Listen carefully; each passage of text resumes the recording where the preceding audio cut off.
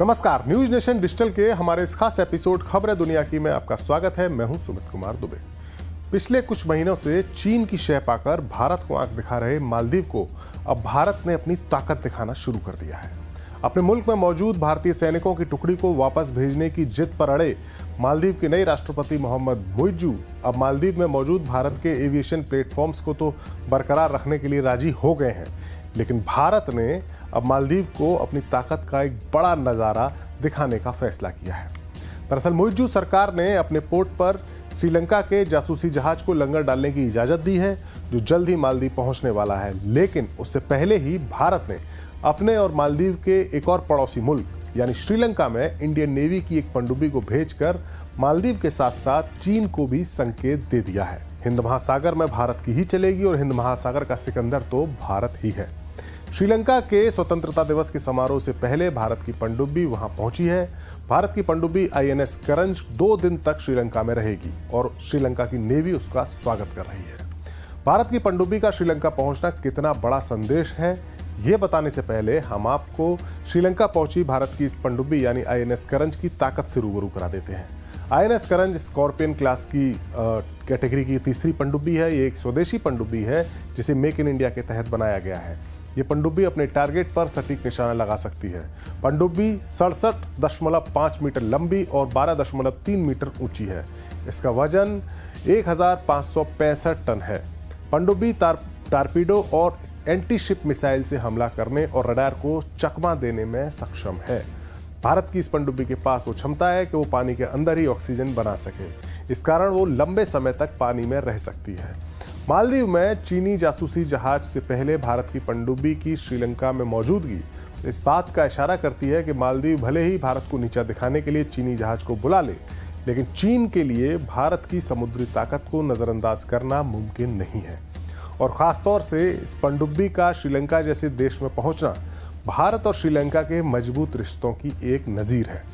ये वही श्रीलंका है जो चीन के कर्ज के जाल में उलझा हुआ है और चीन इसका फ़ायदा उठाकर श्रीलंका के पोर्ट्स पर अपने जासूसी जहाज़ों को ठहराया करता था। लेकिन भारत के विरोध के बाद श्रीलंका ने अपने पोर्ट्स पर चीनी जासूसी जहाज़ों के रुकने पर 1 साल की पाबंदी लगा दी। यही वजह है कि चीन ने अब अपने नए दोस्त यानी मोहम्मद मुइज्जू के मुल्क मालदीव में अपने जहाज को रुकवाने का इंतजाम कर लिया है। चीन के जो रिसर्च करने वाले जो जहाज हैं वो इस इलाके में सर्वे करके अपने मुल्क की पनडुब्बियों के नेविगेशन के लिए मैपिंग का काम करते हैं, डेटा इकट्ठा करते हैं, ताकि अगर कोई युद्ध छिड़े या कोई आपातकालीन स्थिति आए या उनकी नेवी कोई ऑपरेशन करे तो उस वक्त उनकी पनडुब्बियों को सटीक रास्ता और जानकारी और डेटा मिल सके। यही नहीं, चीन के जहाज सर्वे के अलावा जासूसी करने वाले इक्विपमेंट से भी लैस होते हैं और इनकी इलेक्ट्रॉनिक सर्विलांस की जो रेंज है, अगर वो श्रीलंका में रुकते हैं या मालदीव में रुकते हैं तो इनकी रेंज में साउथ इंडिया में मौजूद भारत की नेवी के कई बड़े ठिकाने आ जाते हैं। इसरो के भी सेंटर इनकी रेंज में आ जाते हैं। दरअसल हिंद महासागर वो इलाका है जहां चीन अपनी ताकत को मजबूत करने की फिराक में कई सालों से जुटा हुआ है। चीन के इंटरनेशनल व्यापार का एक बहुत बड़ा हिस्सा हिंद महासागर के समुद्री मार्ग से गुजरता है। चीन को इस बात का हमेशा खतरा रहता है कि अगर भारत के साथ तनाव बढ़ा और युद्ध जैसे हालात बने तो इंडियन नेवी हिंद महासागर में नाकेबंदी करके चीन के व्यापार और खासतौर से खाड़ी के देशों से होने वाले एनर्जी इंपोर्ट की सप्लाई को ठप कर सकती है। लिहाजा चीन इस इलाके में अपनी नेवी के ठिकाने या नेवल बेस जिसे कहते हैं वो बनाने की कोशिश में जुटा हुआ है। इसी मकसद के तहत उसने पहले श्रीलंका पर डोरे डालकर उसे अपने कर्ज के जाल में फंसाया, लेकिन पिछले साल आए आर्थिक संकट के बाद श्रीलंका चीन की बजाय भारत के ज़्यादा करीब आ गया है। लिहाजा चीन अपने इस इलाके के एक और छोटे मुल्क मालदीव को अपना ठिकाना बनाने की योजना पर अमल कर रहा है। पिछले साल चुनाव जीतकर मालदीव के नए प्रेसिडेंट बने मोहम्मद मुइज्जू को चीन का ही मोहरा माना जाता है।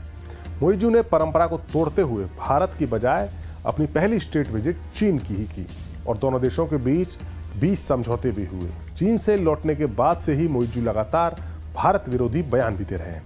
जाहिर सी बात है, मुइज्जू अपने मुल्क को भारत से दूर और चीन के करीब ले जाने के एजेंडे पर काम कर रहे हैं, लेकिन भारत ने अब मालदीव को ताकत दिखाना शुरू कर दिया है। अंतरिम बजट में मालदीव के लिए जो अभी अंतरिम बजट पेश हुआ उसमें वित्त मंत्री निर्मला सीतारमण ने जो बजट पेश किया था उसमें मालदीव के लिए वित्तीय सहायता में 22% की कटौती की गई। मालदीव की टक्कर में लक्षद्वीप को बीच टूरिज्म के लिए विकसित करने के लिए ऐलान किया गया, यानी वहां भी पैसा लगाया जाएगा और श्रीलंका में पनडुब्बी भेजकर कड़ा संदेश भी दे दिया गया है। अब देखना होगा कि मुइज्जू की सरकार भारत के इस कठोर रुख से कोई सबक लेती है या नहीं।